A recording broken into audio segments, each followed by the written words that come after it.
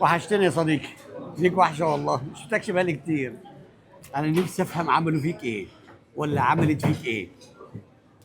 كانوا بياكلوني سلطه كل يوم يا عم عماد، سلطه ولا سلطه. الناس كلها سالتني عليك والله. الحمد لله على سلامتك، انا فرحان قوي ان انت جيت معايا النهارده. معلش انا هعوضك على كل اللي عبده. انا عارف ان انت كده ها عايز تخسى صح. انا هغذيك. يلا هجيب لك الحاجه اللي بتحبها. الشوربه الاول، وادي الشوربه اللي هترم عظمك الكوارع. يلا عصير ليمون بقى واتفضل كل يلا. هتعرف تعصر ليمون ولا اعصرها لك انا؟ هعصر لك انا الليمون. واجب مني ليك بس، ما تعودش على كده. اعمل انت كده بقى يا صديقي يلا. ايوه ايوه. وجعك. خليك انت، انا هجيب لك كل اللي نفسك فيه. يلا يا صديقي هعوضك على كل اللي فاتك.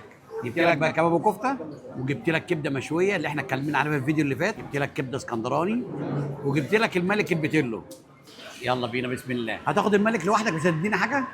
لا ما تطمعش قوي كده، انا تخلص الاكل ده كله لوحدك، انا مش عايز اكل معاك. بس اسكندراني دي بقى عايز تحطها في العيش بقى وتحط عليها طحينه تستطعم بيها اكتر. هاكلك احلى سندوتش كبده اسكندراني بقى. انا عن نفسي بحب اكلها بالعيش كده والطحينه، انا بعلمها لك. ده بقى اختراع، سندوتش الكبده الاسكندراني ده اختراع. سلام بقى، احط لك عليه بقى طحينه بقى. تاني طحينه تاني. اتفضل يا سيدي طحينه تاني. انا بغذيك، جرب مع بقى الخيار المخلل يلا. ايوه. ايه رايك؟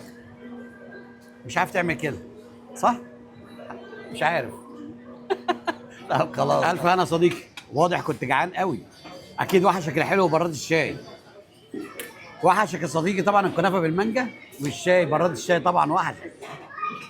يا سلام، وحشتني صبتك يا صديقي. يلا بقى كل الكنافه بالمانجا اللي انت بتحبها اكيد وحشتك. سنه في رساله جت اما اقراها بقى. ايه ده من صديقتي الصامته. ازيك يا عم محمد، وحشني جدا. انا في شارع حسن المأمون جنب فرع مدينه نصر، هاجي اسلم عليك. ما تقلقش خالص، انا عارف هخبيك فين. يلا بينا.